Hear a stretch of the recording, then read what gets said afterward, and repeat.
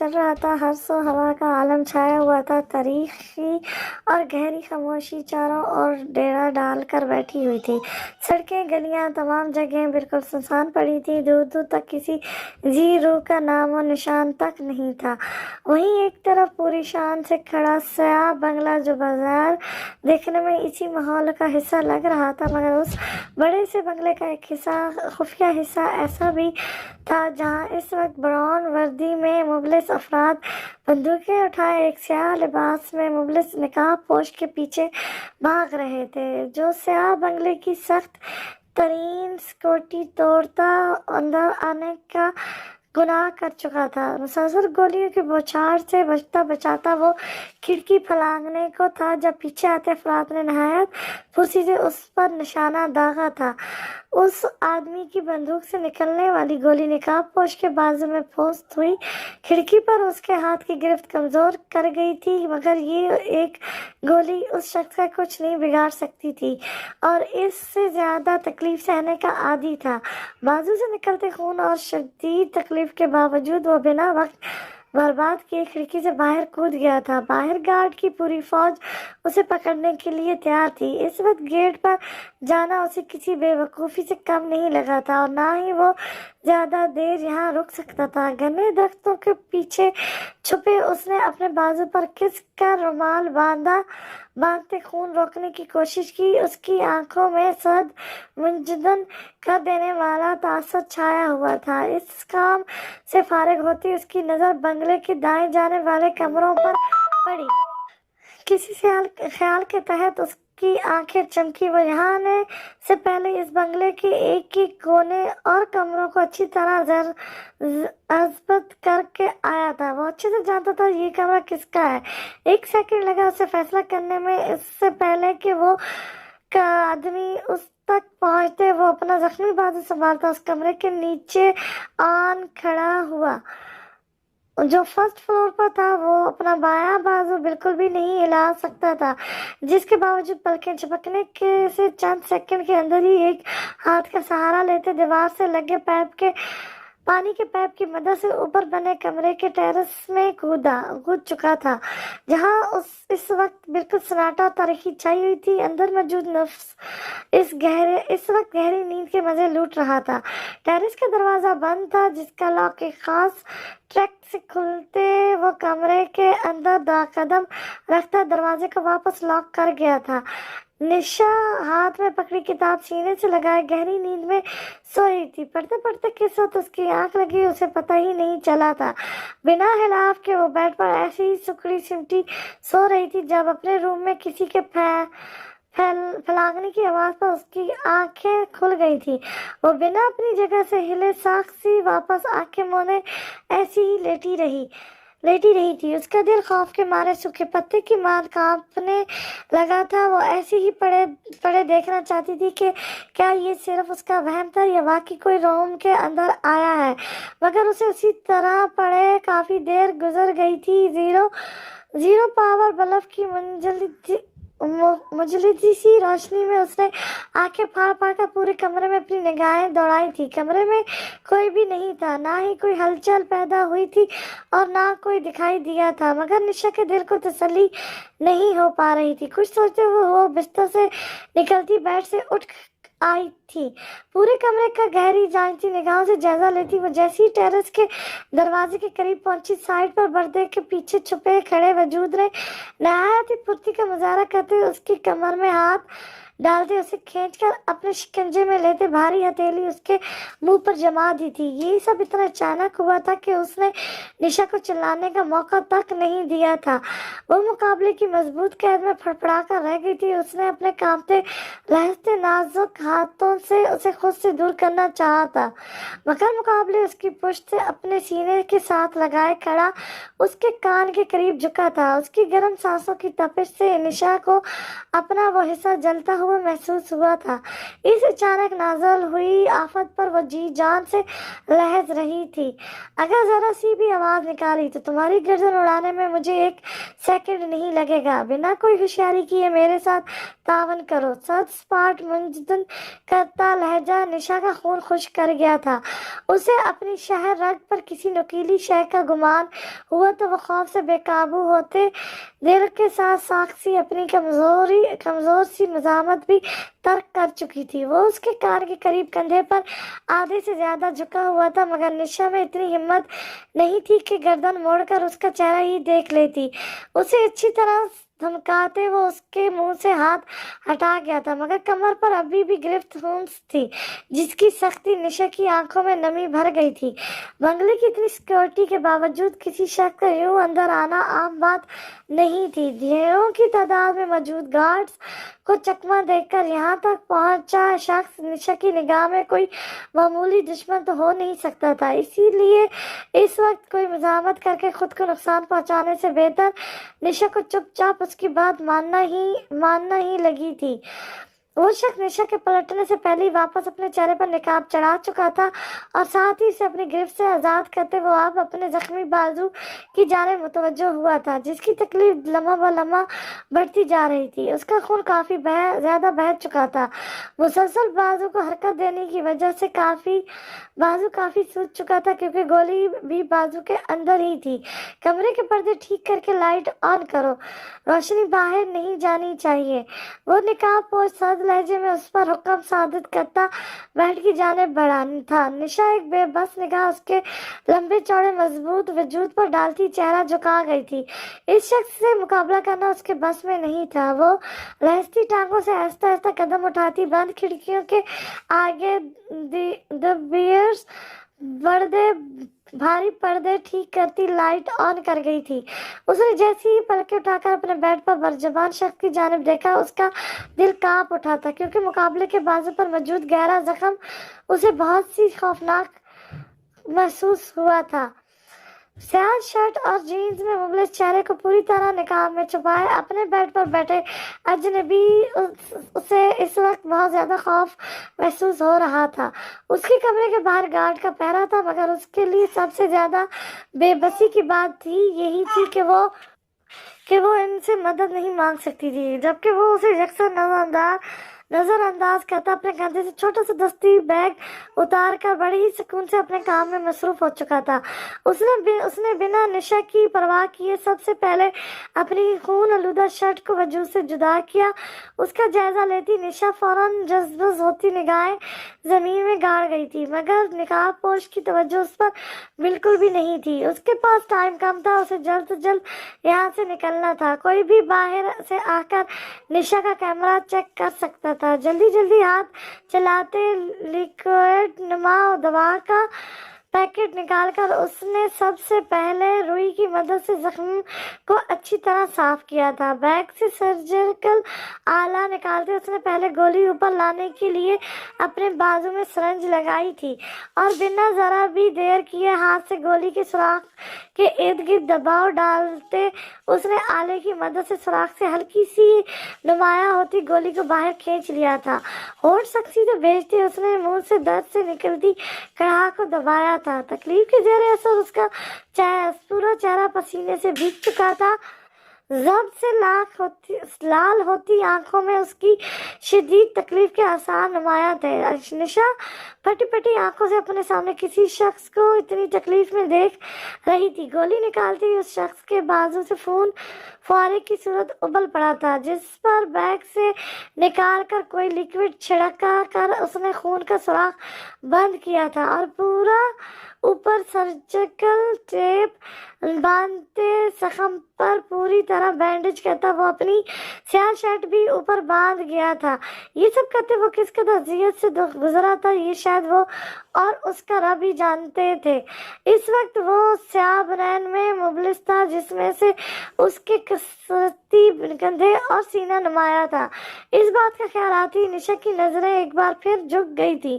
وہ اپنی ساری چیزیں بیگ میں ڈالتا اب की बार फासले पर खौफ व हिरासत से कपकपाते लाल चेहरा लिए खड़ी निशा की जाने मुतवज्जो हुआ। ये सब साफ करो, किसी को पता नहीं चलना चाहिए कि मैं यहाँ पर आया था।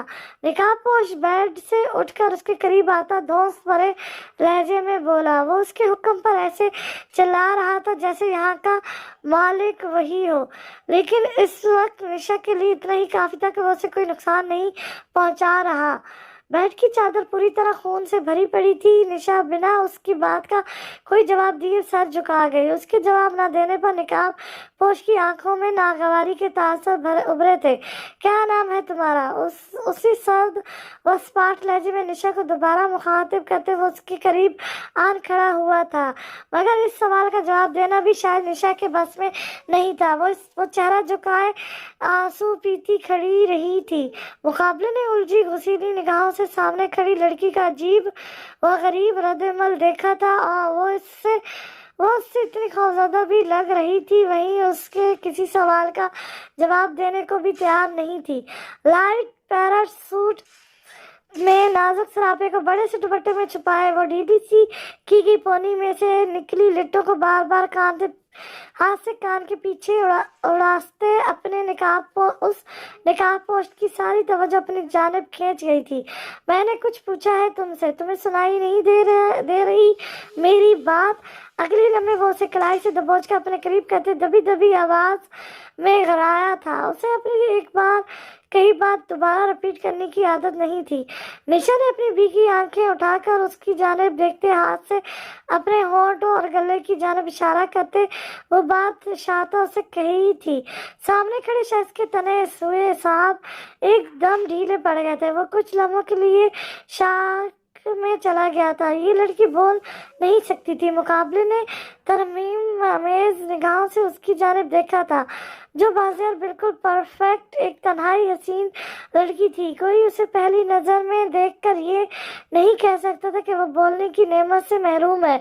वो फौरन निशा की नाजुक कलाई को अपनी सख्त गिरफ्त से आज़ाद कर गया था। उसे अब समझ आई थी कि एक अजनबी के कमरे में घुस जाने के बावजूद वो बेहद खौफजदा होते हुए भी इतनी खामोश क्यों खड़ी थी। वो कुछ देर ऐसे ही खड़े रहने के बाद उस पर एक गहरी खामोश नजर डालता जिस रास्ते से आया था वहीं से निकल गया था। उसकी आखिरी निगाह में कुछ ऐसा था कि निशा अपनी जगह काम कर रह गई थी। भेजा उड़ा दो उन सब के, मैंने उन्हें यहाँ सोने और खाने के लिए नहीं रखा हुआ। इतनी सिक्योरिटी के बावजूद कोई शख्स तय खाने तक जा पहुंचा और फिर हद तो इस बात की हुई कि तुम लोगों की आंखों में धूल झोंकता वो सही सलामत वहां से निकल भी गया। शबीर खान अपने खास आदमी को बुलाए रात को हुए वाक़े पर उन पर बुरी तरह बरस रहा था। उसका बस नहीं चल रहा था सबका साथ धड़ से जुदा कर दे। उसका ये बंगला उसका अब तक का सबसे महफूज ठिकाना था, मगर वो भी अब दुश्मनों की निगाह में आ चुका था। ये उसके लिए काफ़ी खतरे की बात थी। उसे आज ही स्मगल किया सारा सामान यहाँ से किसी खास मकाम पर शिफ्ट करना था। उस शख्स को गोली लगी थी, मगर इसके बावजूद वह यहाँ से निकल गया। ये काफ़ी ताज्जुब की बात है कि गोली लगने के बावजूद एक जगह के अलावा कहीं पर खून के धब्बे हैं ही नहीं, ना गेट के करीब कहीं, ना ही दीवार पर। मैं सीसीटीवी फुटेज चेक करवा चुका हूँ। जिस दौरान वो बंगले में रहा इतनी देर में कैमरे पर कुछ भी रिकॉर्ड नहीं हुआ, क्योंकि हमारा सिक्योरिटी सिस्टम पहले से ही हैंग कर लिया गया था। बाबिर शबीर के करीब सोफे पर जबान होता पुरसोच अंदाज में बोला था, जो कुछ कल रात हुआ था उसे वो किसी सूरत इग्नोर नहीं कर सकते थे। तुम ठीक कह रहे हो, हम पर मुसलसल नज़र रखी जा रही है। इससे पहले कि यहाँ पर रेड पड़ जाए हमें इससे पहले ही सारा सामान किसी महफूज ठिकाने पर मुंतकिल करना होगा। उस सब का यहाँ रुकना खतरे से खाली नहीं है। पकड़े जाने के साथ साथ हमें करोड़ों का नुकसान हो सकता है। शबीर खान ने उसकी बात पर रजामंदी देते अगला हुक्म सादित किया था। उसके माथे पर सोच की गहरी लकीरें छाई हुई थीं। हाथों गला में इस वक्त हस्बे मामूल उधम मचा हुआ था। यंग पार्टी ड्राइंग रूम में जमा 2 दिनों बाद होने वाली शादी की तरकीब को लेकर बहुत ज़्यादा एक्साइटेड थे। कोई अपने ड्रेसेस, हेयर स्टाइल और मेकअप के हवाले से डेकोरेशंस डिस्कशन कर रहा था तो कोई किसी को डांस प्रैक्टिस की फिक्र रखाए जा रही थी। हर तरफ खुशियां और रंगों का जहान आबाद था। कुछ फासले पर अपनी बहुओं के साथ बरजबान जीनत बेगम अनजाने कितनी बार उनकी बलाएं ले चुकी थी। उनके सारे बच्चे आज अपनी सारी मसरूफियात तर्क करते वहां जमा हुए थे और एक हफ्ते तक इस रौनक मेले ने ऐसे ही जारी रहना था। जीनत बेगम के बड़े पोते जैगम की शादी उनकी बहन की पोती से हो रही थी। खानदान के बाकी लोग भी जमा होना शुरू हो चुके थे। हर तरफ खुशियों से जगमगाते चेहरे ही नजर आते थे, मगर इस सब के बावजूद कहीं एक कमी सी थी जो घर के हर फर्द को खटक रही थी, और वो कमी थी घर के सबसे लाडले सपूत वहाबान के इस अहम तरीन मौके पर मौजूद ना होने की। हर आहट पर सबकी निगाहें दरवाजे की जानिब उठती थी, मगर वहाबान को ना पाकर फिर वापस ही मायूस लौट आती थी। वहाबान और ज़ैगम सिर्फ फर्स्ट कज़न ही नहीं, बेस्ट फ्रेंड भी थे। इसी वजह से ज़ैगम को वहाबान की कमी सबसे ज़्यादा महसूस हो रही थी। वहाबान पिछले 2 साल से अपनी स्टडी के सिलसिले में इंग्लैंड में कायम पजीर था। उसे कई बार घर वालों ने वापस आने का कहा था, मगर वो अपनी स्टडीज कंप्लीट करके ही आने का इरादा रखता था। उसके मुसलसल इनकार और यूं दूरी बरतने की वजह से घर के बड़े उससे काफ़ी नाराज थे। वाला में पूरी तरह तासर साहब और उनकी बेगम जीनत बीबी का ही हुक्म चलता था। बड़ों से लेकर छोटों तक किसी की जुर्रत नहीं थी उन दोनों की जरा सी बात भी टालने की। पूरे खानदान में इस एक वहाब ही था जो हमेशा अपनी मनमानी करता आया था। वहाबान पैदाइश के वक्त बहुत ज़्यादा कमज़ोर था। वो बचपन में बहुत ज़्यादा बीमार रहता था, जिसकी वजह से उसकी सब घर वाले बेहद से ज़्यादा केयर करते थे। उसे हमेशा सबसे ज़्यादा लाड प्यार मिला था। यही वजह थी कि वो बाकी सब की तरह डरता नहीं था और बिला झिझक कोई भी बात अपने दादा दादी के सामने कह जाता था। और सबसे अहम बात भी यही थी कि वो दोनों जो कभी अपने किसी हुक्म के जवाब में इनकार सुनने के आदी नहीं थे। वहाबान को ये छूट दी गई थी कि अक्सर बाकी सबकी भी उसकी मदद लेकर अपनी बात मनवा रहे होते थे। जीनत बेगम ने अपनी औलादों में जायदाद का कोई बंटवारा नहीं किया था। वो सबको अपनी आंखों के सामने एक ही घर में देखना चाहती थी। हमेशा उनके सब बच्चों ने उनकी इस ख्वाहिश का एहतराम भी किया था, सिवाय वहाबान के। वहाबान बाहर पढ़ने जाना चाहता था, जो सुनते ही जीनत बेगम और तासर साहब ने सुनते ही इनकार कर दिया था, मगर वो भी अपने नाम का एक था, उनको राजी करके ही रहा था। जीनत बेगम ने सिर्फ 1 साल की इजाज़त दी थी, मगर वहाबान को अब 2 साल से भी ऊपर हो चुका था। वो अब तक वापस नहीं लौटा था। घर के बड़ों ने उससे बिल्कुल बायकॉट कर दिया था। पिछले 1 महीने से उसकी फ़ोन कॉल्स अटेंड नहीं की जा रही थी, मगर ज़ैगम और बाकी सब से उसकी खैर खैरियत हर रोज़ फ़ोन करवा कर दरियाफ्त की जाती थी। वहाबान भाई आ जाते तो कितना मज़ा आता। वो सब डांस प्रैक्टिस से थक कर वापस सोफे पर बरजबान हुए तो अरूज वहाबान को मिस करती अफसुदगी से बोली। गो के वहाबान थोड़ी रोबदार पर्सनालिटी का मालिक था, मगर फिर भी उसकी मौजूदगी में घर का माहौल बहुत मज़े का बन जाता था। ज़ैगम तो उस दिन बड़े कॉन्फिडेंस से कह रहा था कि वहाबान मेरी शादी में ज़रूर आएगा। तो अब अचानक क्या हुआ? आसिम ज़ैगम की उतरी शक्ल देख उसे छेड़ते हुए बोला। कहा था उसने आएगा, मगर अब इनकार कर दिया। कोई मजबूरी होगी उसकी, कोई बात नहीं। ज़ैगम अंदर से काफ़ी अफसोदा और वहाबान पर शदीद गुस्से का शिकार था, मगर बाज़ियार उसने नॉर्मल अंदाज में ही जवाब देकर वहाबान को डिफेंड किया था। उनकी दोस्ती ऐसी ही थी, आपस में चाहे जितना भी लड़ते झगड़ते रहते, मगर किसी और के सामने एक दूसरे का दफा ही करते थे। मुझे तो कोई गड़बड़ ही लगती है। कहीं वहाबान भाई ने वहाँ कोई शादी वादी तो नहीं कर रखी कि वापस आने का नाम ही नहीं ले रहे। रानिया चिप्स खाते हुए पुरसोच लहजे में बोली थी। तुम तो बस फजूल ही बोलना। वहाबान भाई ऐसे बिल्कुल भी नहीं है। जितने हैंडसम और डैशिंग वो हैं, गोरियां ان پر فدا ہوں گی، وہ گوریوں پر بالکل بھی نہیں، اور جتنی اعلیٰ ان کی پسند اور اونچی ناک ہے، ان کے معیار کی لڑکی اس دنیا میں ملنا تو ناممکن سی بات ہے۔ تائی جان پچھلے 2 سالوں سے ملک کی آدھی لڑکیاں تو دکھا چکی ہوں گی انہیں، مگر ہر لڑکی کو جس امتحان سے ریجیکٹ کیا ہے میں نے وہیں سے اندازہ لگا لیا تھا، اس جنم میں تو انہوں نے کنوارا ہی رہنا ہے۔ نائلہ رانیہ کو ٹوکتی تفصیل سے وہابان کی اکڑو اور لڑکیوں سے دور بھاگنے والی نیچر سب پر واضح کر گئی تھی۔ پھر تو اللہ تائی جان کو صبر ہی عطا فرمائے، بیچاری کا اکلوتا بیٹا، انجانے کتنے خواب دیکھ رکھے ہوں گے اپنی بہو کے حوالے سے۔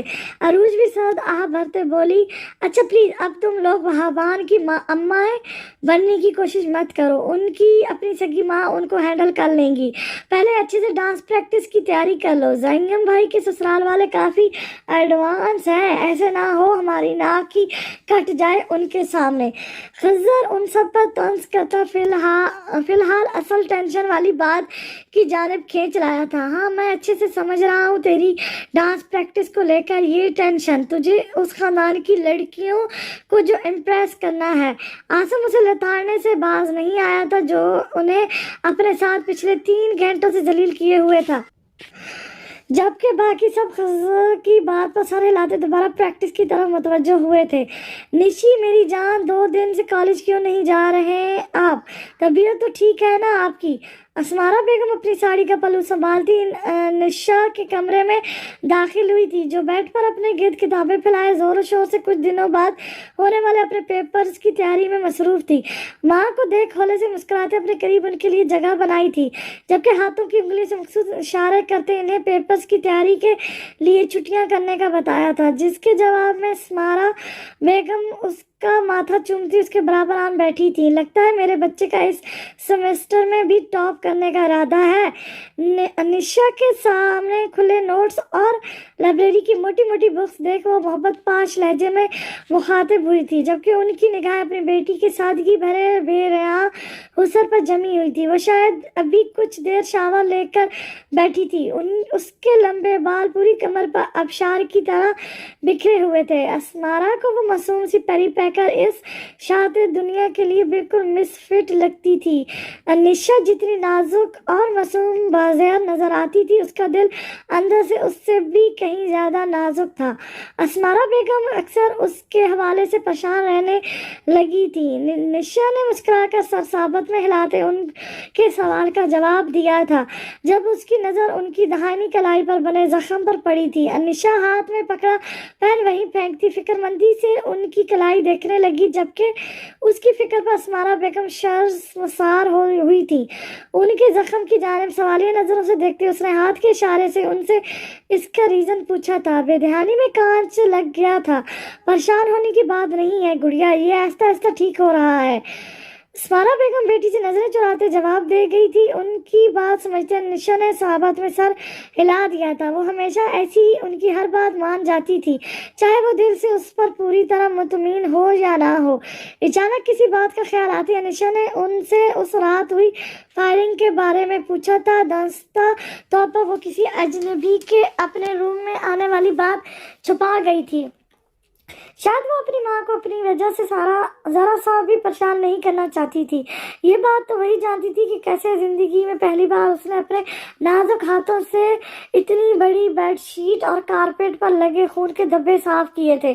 ہمیشہ اس کے گرد نوکروں کی اتنی فوج رہی تھی کہ اسے ہل کر پانی پینے کی عادت بھی نہیں تھی۔ اس کے بولنے سے پہلے ہی ہر چیز تیار کر دی جاتی تھی۔ اس کے گھریلو کام کی الف بے بھی نہیں آتی تھی۔ یوٹیوب سے ویڈیو دیکھ کر انجانے کتنی مشکلوں سے اس نے وہ سب دھویا تھا۔ یہ سب اس نے اس اجنبی کو بچانے کے لیے نہیں، بلکہ اپنے آپ کو عجیب و غریب انکوائریز سے بچانے کے لیے کیا تھا۔ ہاں، وہ گارڈز میں سے ہی کسی سے غلطی سے گولی چل گئی۔ اسمارا بیگم نے نظریں چراتے اپنی بیٹی سے ایک بار پھر جھوٹ بولا تھا۔ وہ اس کے معصوم ذہن کو کسی بھی ایسی ویسی سوچ میں الجھانا نہیں چاہتی تھی۔ ان کی بات کے جواب میں نشا نے حسب عادت صحابت میں سر ہلا دیا تھا۔ آج زنگم کی مہندی کا فنکشن تھا۔ پورے والا کو برقی کموں اور گیندے کے پھولوں سے سجایا گیا تھا۔ فنکشن کا انتظام زینت بیگم اور تاثیر صاحب کی خواہش کے مطابق والا کے بڑے سے صحن میں ہی کیا گیا تھا۔ انہیں یہ آج کل کا چلتا میرج ہال میں شادیاں کیے جانے کا فنکشن بالکل بھی پسند نہیں تھا۔ وہ یہ خوشیاں اپنے گھر میں ہی منانے کے حق میں تھے۔ پہلے دلہن والوں نے زنگم کو مہندی لگانے یہاں آنا تھا، جبکہ اس سے کچھ دیر بعد دولہا والے نے دلہن کو مہندی لگانے جانا تھا۔ ان کے خاندان میں یہی رواج تھا۔ زنگم کے سسرال سے مہندی آ چکی تھی۔ ینگ پارٹی فل مستی کے موڈ میں ڈھول کی تاپ پر لڈی اور بھنگڑا ڈالنے میں مگن تھے، جبکہ ساری خواتین اسٹیج پر زنگم کو مہندی لگانے میں مصروف تھیں۔ فنکشن اپنے عروج پر تھا۔ مہندی کی بھینی بھینی خوشبو اور کہکوں کی آوازیں ہر طرف پھیلی ہوئی تھیں۔ جب اسٹیج سے اترتے رانیے کی نظر پھولوں سے سجے انٹرس سے اندر داخل ہوتے وہابان پر پڑی تھی۔ بے یقینی کی کیفیت میں اس کے منہ سے بے ساکھ ایک زوردار چیخ برآمد ہوئی تھی۔ اس ٹائم ڈھول نہ بجنے کی وجہ سے اس کی چیخ باقی سب کی سماعتوں تک بھی بآسانی پہنچ چکی تھی۔ رانیہ کیا ہوا؟ فضیلہ بیگم فکر مند سی رانیہ کے قریب آئی تھی، جبکہ باقی سب نے جیسی ہی اس کی نگاہوں کے تعاقب میں انٹرسٹ کی جانب دیکھا، وہاں کھڑے وہابان کو دیکھ پل بھر کو سب شاک ہوئے تھے۔ سیاہ پینٹ شرٹ میں مبلس، وہ پاکٹس میں ہاتھ ڈالے احمری لبوں پر بھرپور مسکراہٹ سجائے کھڑا ان سب کو محبت پاش نگاہوں سے دیکھ رہا تھا۔ وہ اپنے سرپرائز کے جواب میں سب سے جس ری ایکشن کی توقع رکھتا تھا، یہ سب اس کے مطابق ہی تھا۔ اس کے سچ میں وہاں ہونے کا یقین کرتے سب سے پہلے زینگم ہی اس کے جانب بڑھا تھا اور گرم جوشی سے اس سے بلغیر ہوا تھا۔ زینت بیگم کے دل کو ایک کونا جو وہابان کی وجہ سے اداس تھا، اس وقت اسے اپنی آنکھوں کے سامنے دیکھ وہ ساری ناراضگی بھولتی کھل کر مسکرا دی تھی۔ ان کا لاڈلا بھی اس وقت خاندان کے بیچ آ کر اپنی ہر کمی پوری کر گیا تھا۔ وہابان زینگم سے ملتا سب سے پہلے زینت بیگم کے پاس گیا تھا۔ وہ جو دل میں اسے سخت ناراضگی دکھانے کا سوچے بیٹھی تھی، اسے اپنے سامنے دیکھ ایک لمحہ بھی نہیں لگا تھا انہیں اس کی پھیلی مضبوط باہوں میں سمانے کا۔ اس کے سینے سے لگتے وہ اس کی پچھلی 2 سال کی جدائی کی تکلیف بھول چکی تھی۔ وہابان باری باری سب سے ملتا، ان سب کے گلے دھوتا، اب کبھی ان سے دور نہ جانے کا وعدہ کر گیا تھا۔ پورے 2 سال بعد اپنے گھر والوں سے مل کر ان سب کو ایک ساتھ خوش و خرم دیکھ وہابان کے چہرے پر افسردگی بھری مسکراہٹ پھیل گئی تھی۔ گھنے درختوں بھرے جنگل میں اس وقت گھوڑ اندھیرا پھیلا ہوا تھا، جہاں سے جانوروں کی آتی عجیب و غریب آوازیں ماحول کو مزید خوفزدہ بنا رہی تھی۔ یہ جگہ ہر اعتبار سے بہت ہی خطرناک مانی جاتی تھی۔ جس جگہ پر جانے کا تصور لوگ دن کے اجالے میں بھی نہیں کرتے تھے، وہاں رات کے آخری پہر کو ایک وجود خاردار جھاڑیوں سے گزرتا بے خوف و خطر گھنے جنگل کے وسطی حصے کی جانب بھاگا جا رہا تھا۔ اسے اپنے آس پاس موجود خطرے کی کوئی پرواہ نہیں تھی۔ اس کا فوکس صرف اور صرف اپنے ٹارگٹ پر تھا، جسے اس نے ہر حال میں آج ختم کرنا تھا۔ پورے 1 گھنٹہ مسلسل بھاگنے کے بعد اس نے پھولی سانسوں کے ساتھ ایک درخت کے مضبوط تنے کے ساتھ سر اٹکاتے خود کو کچھ حد تک نارمل کیا تھا۔ پیچھے پہنے بیگ سے پانی کی بوتل نکالتے اس نے اپنے چہرے سے نقاب ہٹا کر ایک ہی سانس میں آدھی بوتل خالی کر دی تھی۔ اس کے پاس زیادہ وقت نہیں تھا، اس کی ٹانگوں میں مزید بھاگنے کی ساتھ ختم ہو چکی تھی، اس لیے اس نے یہاں رک کر اپنا 1 منٹ ضائع کیا تھا، جس کو پورا کرنے کے لیے اسے اب پہلے سے بھی زیادہ تیزی سے بھاگنا تھا۔ اگلے چند سیکنڈ میں نقاب منہ پر چڑھاتے اس نے واپس اپنی منزل کی جانب قدم بڑھا دیے تھے۔ وہابان بہت لکی ہو تم، دادا اور دادی جان نے اتنے آرام سے معاف کر دیا تم نے، ورنہ وہ دونوں جس قدر غصے تھے تم پر، مجھے تو لگا تھا تمہیں گھر میں گھسنے بھی نہیں دیں گے۔ زینگم سٹیج پر اپنے برابر میں بیٹھے وہابان کو دیکھتے مسکرا کر بولا تھا، جو پہلے سے کہیں زیادہ صحت مند جسمانت کا مالک اور وجاہت کا شکار معلوم ہو رہا تھا۔ خاندان کی اکثر لڑکیاں اور ان کی ماؤں کی نظر وہابان سے ہٹنا مشکل ہو رہی تھی۔ یہ اس کے لیے بچ گئے کیونکہ خالی ہاتھ لوٹے ہیں۔ بڑوں کی سب سے بڑی ٹینشن ہی یہی تھی کہ کہیں بھیا کے پاکستان واپس نہ آنے کا ریزن کوئی گوری میم نہ ہو۔ بھیا کیا واقعی آپ کو وہاں کوئی پسند نہیں آئی؟ فواد کی زبان پر بھی کھجلی ہوئی تھی، مگر جواب میں ابہتاج کی جانب سے ملنے والی گھوری پر زبان کو بریک لگا تھا، فوراً خاموش ہوا تھا۔ बाकी सबके शरीर दिमागों में भी यही सवाल था, मगर वहाबान अपने साथ कम ही किसी को फ्री होने की इजाज़त देता था, इसलिए वो सब बहुत सी बातें पूछने की वजह से पेट में उठते दर्द को दबाए खामोशी बैठे थे। वो दोनों मेरी लाइफ की बहुत प्यारी हस्तियां हैं और मुझे बेहद अजीज भी हैं।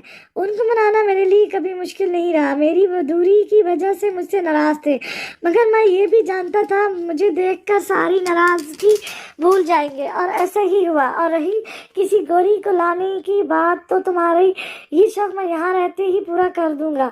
वहाबान ने जेगम की बात का जवाब देते आखिर में तंज भरी नजरों से आतिफ की जानिब देखते उसे भी लताड़ दिया था। ये अचानक इन सब को क्या हुआ, ये क्यों आ रही हैं इधर? जैंगम ने हैरत भरी निगाहों से ग्रुप्स की शक्ल में स्टेज की जानिब आती लड़कियों को देख कहा था, जबकि बाकी सब उन सब के स्टेज पर आने का रीजन समझते वहाबान की जानिब देख शरीर अंदाज में मुस्कुरा दिए थे। तुम लगाओ अपनी सालियों से मेहंदी, मैं आने की तैयारियों में पिछले 2 रातों से सो नहीं पाया, अब आराम करना चाहूँगा। वहाबान बड़े आराम से उन सब के दरमियान से उठता वहां से निकल गया था, जबकि जैंगम सारा मामला समझता अपना कहकर नहीं रोक पाया था। ज़ाहिरी तौर पर वहाबान बहुत बदल चुका था, मगर उसका लड़कियों से दूरी इख्तियार करने की आदत आज भी वैसी ही थी। उसे अपनी मंजिल की जानिब भागते मजीद आधा घंटा गुजर चुका था जब उसकी नजर घने दरख्तों के दरमियान बने झोपड़ी नुमा घर पर पड़ी थी। उसकी ज़हीन आंखों में एक चमक सी वाज़े हुई थी। इर्द गिर्द का गहरी जेर निगाहों से जायजा लेते उसने कदम आगे बढ़ाए थे। आगे पेश आने वाले खतरे से वाकिफ होते जेब की पॉकेट से पिस्टल निकालकर उसने पहले ही हाथ में मजबूती से पकड़ ली थी। झाड़ियों की ओर में होते बिना किसी किस्म की आहट पैदा किए उसने कदम आगे बढ़ाए थे। रात का दूसरा पहर चल रहा था, हर सू हवा का आलम छाया हुआ था। तारीकी और गहरी खामोशी चारों ओर डेरा डालकर बैठी हुई थी।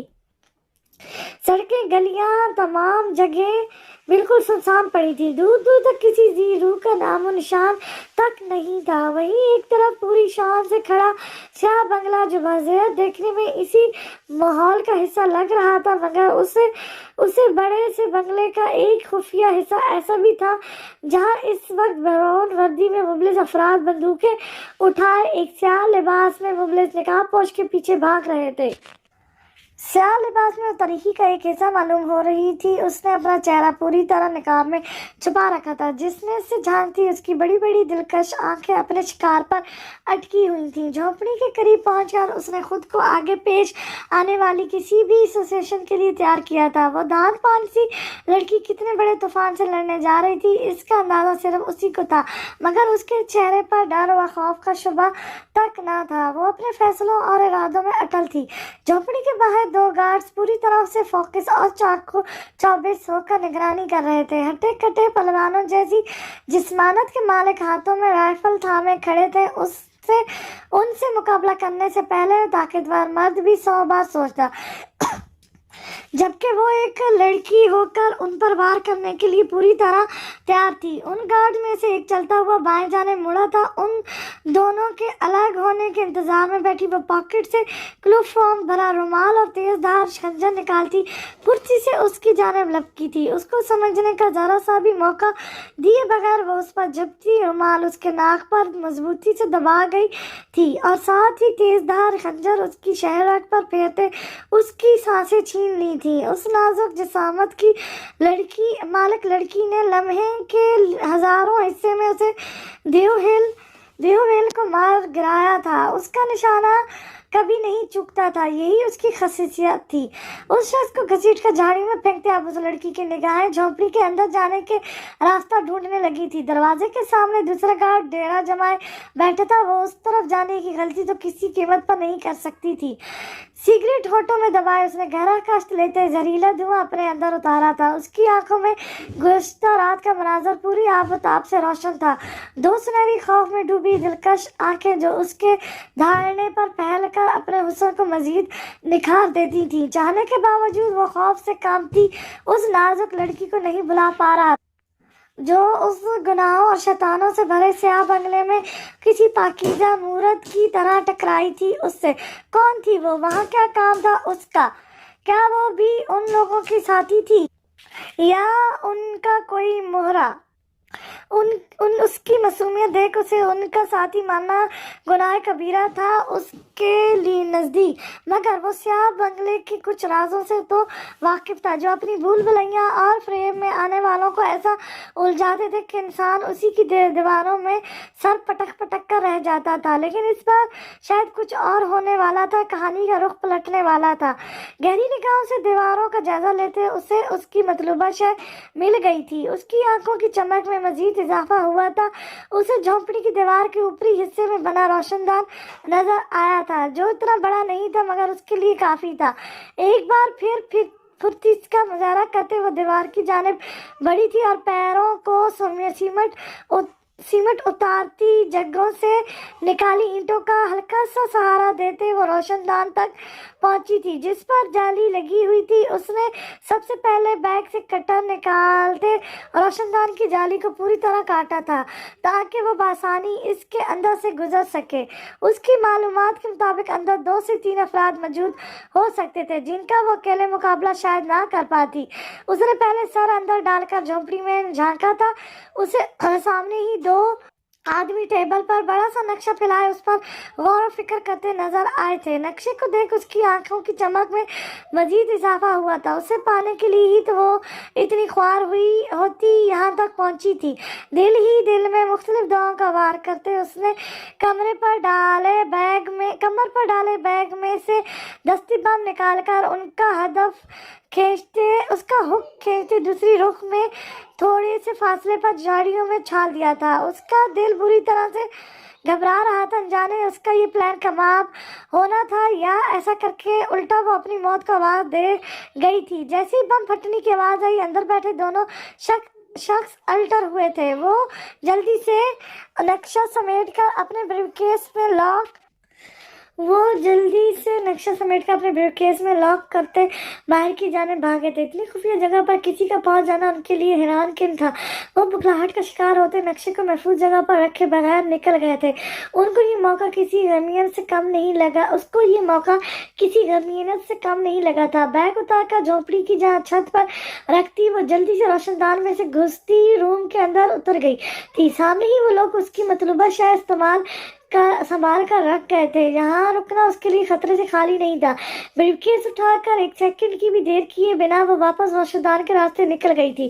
کندھے پر بیگ پھینکتے بریف کیس مضبوطی سے تھامے وہ اسی تیزی سے بنا آواز پیدا کیے دیوار سے نیچے اتری تھی۔ وہ لوگ ابھی اپنے مسنگ آدمی کو ڈھونڈنے اور باہر پھوٹے بم کی تشویش میں ہی ڈوبے ہوئے تھے، اس بات سے انجان کہ ایک نازک سی لڑکی ان کی بربادی کا سامان لے کر جا چکی ہے۔ جھونپڑی سے اتر کر وہ اندھیرے کا حصہ بنتی سیاہ جنگل میں جھاڑیوں کے اندر گم ہوئی تھی۔ اس کی آنکھوں میں اب ایک افسردگی بھری مسکراہٹ جگمگا رہی تھی۔ وہ اپنے کام میں ہمیشہ کی طرح کامیاب ہو چکی تھی۔ آج زنگم کی بارات تھی۔ حاتم والا کا ہر فرد خوشی سے جھومتا تیاری میں مگن تھا۔ کچھ ہی دیر میں انہیں بارات لے کے نکلنا تھا۔ سب ریڈی ہو چکے تھے مگر وہابان ابھی تک اپنے روم سے نہیں نکلا تھا۔ شاید اس کی نیند ابھی تک پوری نہیں ہوئی تھی۔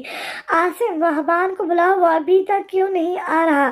اسے بتا دو جا کر میں اس کے بغیر بارات لے کر نہیں جاؤں گا۔ زنگم وہابان کی اپنے اتنے خاص دن پر ایسی لاپرواہی دیکھ اچھا خاصا غصہ تھا۔ سیما چاچی گئی ہیں، ابھی آ جاتا ہے وہابان، رو کیوں رہے ہو؟ شادی ہو رہی ہے تمہاری، تھوڑے سے تو بڑے ہو جاؤ۔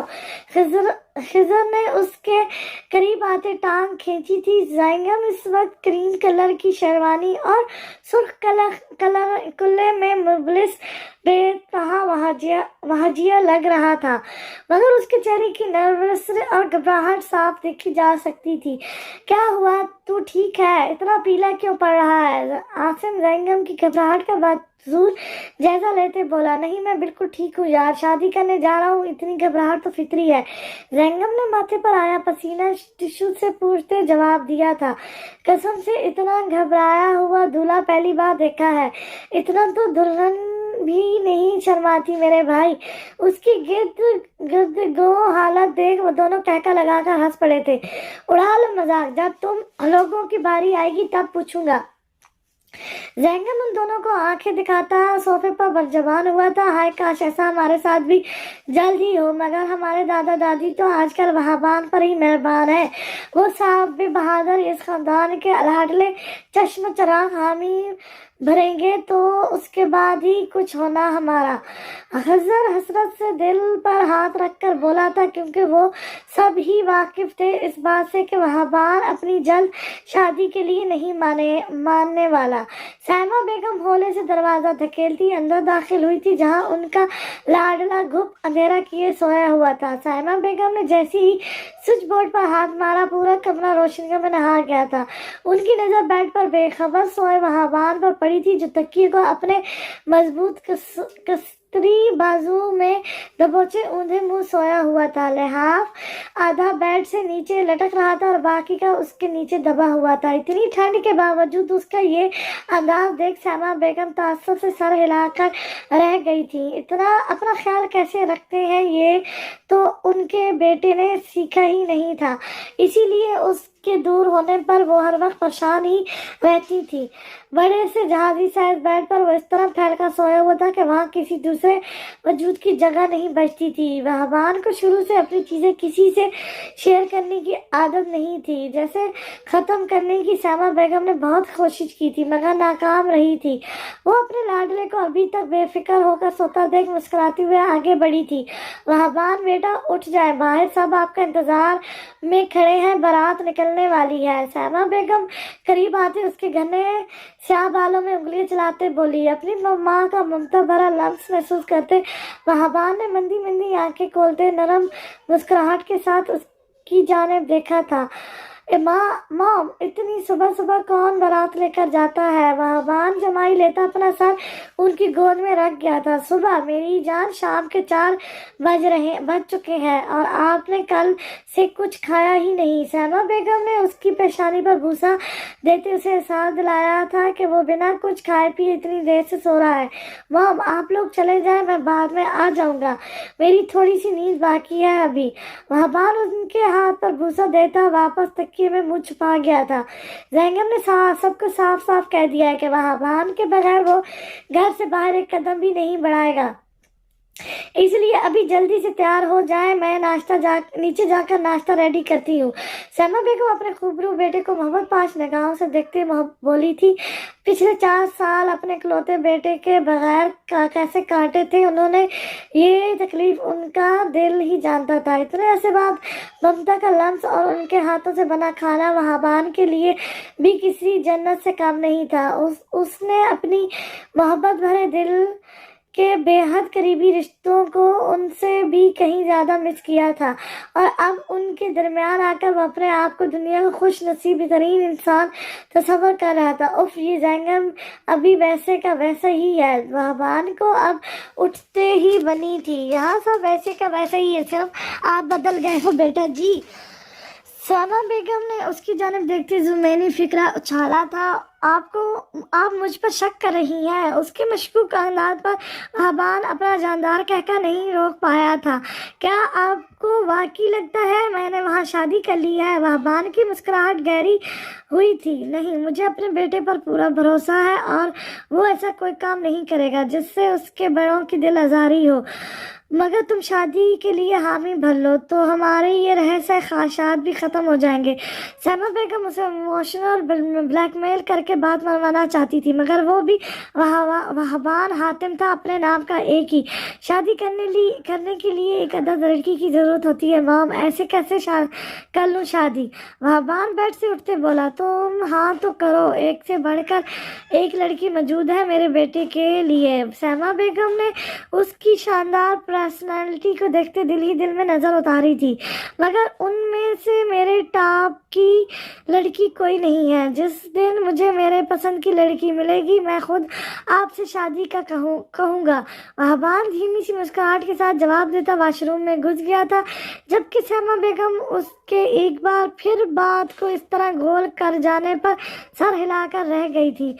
बाबर को अभी फोन पर जो खबर मिली थी کے سیاہ بنگلے میں موجود ان سب افراد کو ہلا کر رکھ دیا تھا۔ گھنے خطرناک جنگل کے بیچوں بیچ بنے ان کے محفوظ ترین ٹھکانے پر حملہ ہوا تھا اور آگے کے مشن کے لیے پورے 1 سال کی محنت کے بعد حاصل کیا گیا اہم ترین نقشہ کسی نے چٹکیوں میں اڑا لیا گیا تھا۔ یہ نقصان ان کے لیے چھوٹا نہیں تھا، انہیں آگے اس کے لیے بہت ساری جگہوں پر جواب بھی دینا تھا۔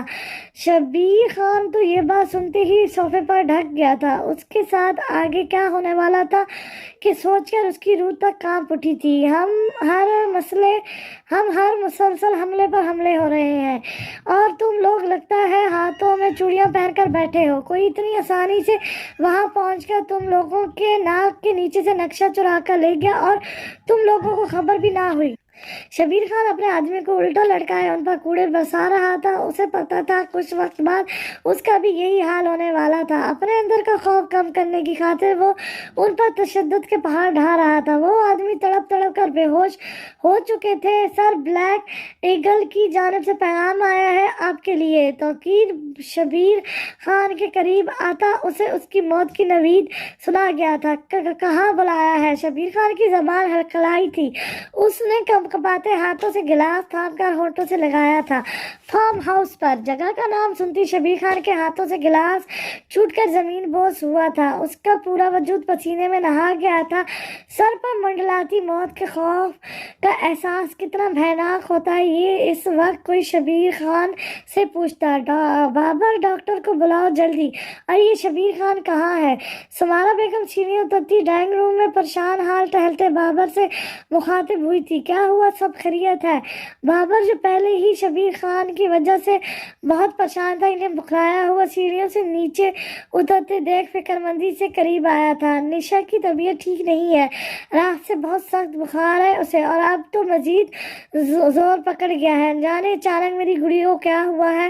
تم جلدی سے ڈاکٹر کو بلاؤ۔ سمارا بیگم شدید پریشانی میں مطلبہ تھی۔ نشا ان کے لیے کتنی اہم تھی اس بات کا اندازہ بابر بآسانی اس وقت ان کے چہرے سے لگا سکتا تھا۔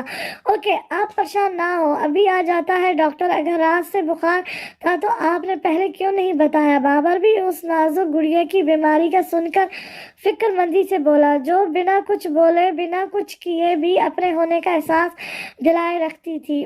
اس کا سبیز پر نور چہرہ اس سیاہی زد بنگلے میں روشنی کی کرنوں کے جیسا معلوم ہوتا تھا۔ میں رات اس کے ساتھ ہی تھی، 10 بجے تک تو جاگتی رہی، تب تک نشا کے بخار کا زور ٹوٹ گیا تھا۔ پھر اچانک آنکھ لگ گئی میری اور صبح اسے بخار میں پھنکتے پایا۔ بابر ان کا یہ ممتا بھرا روپ دیکھ کر مسکرا دیا۔ اپنی بیٹی کے لیے اتنی فکر اور دوسروں کے لیے؟ بابر اپنی بات ادھوری چھوڑتا کہکا لگا کر ہنس دیا تھا، جس کے جواب میں سمارا بیگم نے اسے سخت نظروں سے گھورا تھا۔ بکواس بند کرو، وہ میری بیٹی ہے، اس کی فکر ہی کروں گی نم، باقی کی دنیا کا ٹھیکہ نہیں اٹھا رکھا میں نے۔ سمارا بیگم کو بابر کی بات کافی ناگوار گزری تھی۔ بھلا اس نے ان کی بیٹی کا کسی اور کے ساتھ موازنہ کیا بھی کیسے تھا؟ ڈاکٹر آ جائے تو اسے نشی کے روم میں بھیج دینا۔ اسمارا بیگم بابر کے ہونٹوں پر ابھی بھی رنگتی مسکراہٹ کو برہمی سے گھورتی واپس سیڑھیوں کی جانب مڑی تھی۔ شبیر خان بلیک ایگل کے آگے پیشی کے لیے گیا ہے۔ بابر کی سنجیدگی میں ڈوبی آواز پر سمارا بیگم کے قدم اپنی جگہ پر جم سے گئے تھے۔ کس لیے؟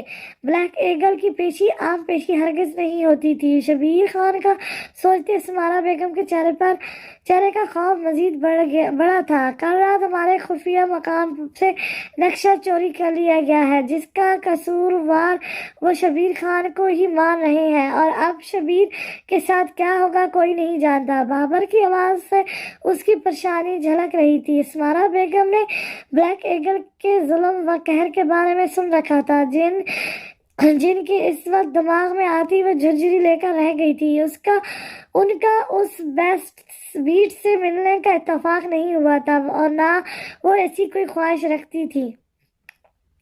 شہر کے سب سے بڑے بینکوٹ ہال میں اس وقت زنگم کی بارات पूरे धूम धड़ाके और शहनाइयों के साथ पहुंच चुकी थी, जिसका इस्तकबाल बहुत ही शानदार तरीके से किया गया था। जैंगम ने वहाबान को फुल टाइम अपने साथ साथ ही रखा हुआ था, जिस पर वहाबान अब अच्छा खासा जच भी हो चुका था। हाल में हर तरफ खुशियों से जगमगाते, हंसते खिलखिलाते चेहरे नजर आ रहे थे। कुछ ही देर बाद वहीद साहब और रियाज साहब के साथ मौलवी साहब आते दिखाई दिए। निकाह शुरू होने का सुनकर घर के तमाम लोग स्टेज के करीब आए थे। दुल्हन को अंदर ब्राइडल रूम में ही बिठाया गया था।